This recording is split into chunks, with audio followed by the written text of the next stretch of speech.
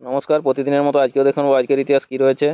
1742-এ লন্ডনে প্রথম indoor swimming pool চালু হয়। 1757-তে মীর জাফরকে বাংলার নবাব ঘোষণা করল ব্রিটিশরা। 1804-এ নেপোলিয়ন বোনাপার্ট নিজেকে ফ্রান্সের সম্রাট বলে ঘোষণা করলেন। 1911-তে দক্ষিণ আফ্রিকার ক্রিকেটার বব ক্রিপসের জন্ম। 1918-তে আজারবাইজান ও আর্মেনিয়া স্বাধীনতা ঘোষণা করে। 1919-এ ভার্সাই চুক্তির মাধ্যমে প্রথম বিশ্বযুদ্ধ শেষ হলো। 1923-এ ভারতের জনপ্রিয় অভিনেতা, প্রযোজক, পরিচালক ও অন্ধ্রপ্রদেশের প্রাক্তন মুখ্যমন্ত্রী এন.টি. রামারাওয়ের জন্ম। 1931-এ আমেরিকান অভিনেত্রী ক্যারল বেকারের জন্ম।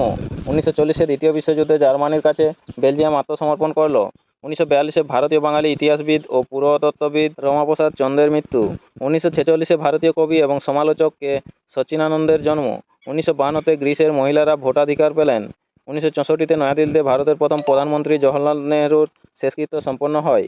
1976-এ বাংলাদেশের বিখ্যাত চিত্রশিল্পী জয়নুল আবেদিনের মৃত্যু। 1991-এ ইথিওপিয়ার রাজধানী আদ্দিস আবাবাতে বিদ্রোহীদের ট্যাঙ্ক প্রবেশ করে এবং দেশটিতে 17 বছরের মার্ক্সবাদী শাসনের অবসান ঘটে।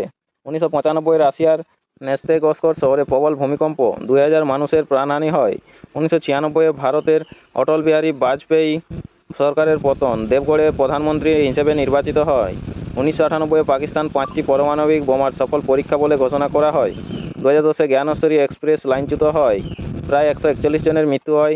2023-এ নয়াদিল্লিতে নতুন ভারতীয় সংসদ ভবনের দ্বারোদ্ঘাটন হয়। নমস্কার, আজকের ইতিহাসটি এই পর্যন্তই।